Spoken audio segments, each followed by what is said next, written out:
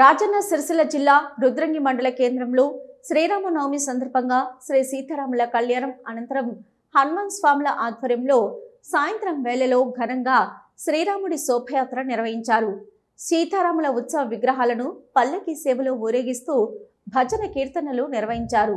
ఈ సందర్భంగా హనుమాన్ భక్తులు మాట్లాడుతూ ప్రతి సంవత్సరం శ్రీరామనవమి సందర్భంగా లోక కళ్యాణం కోసం శ్రీ సీతారాముల కళ్యాణం జరుగుతుందని అన్నారు.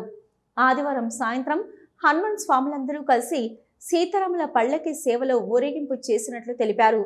సీతారాముల ఆశీస్సులు ప్రజలందరిపై ఉండాలని వేడుకున్నట్లు తెలిపారు.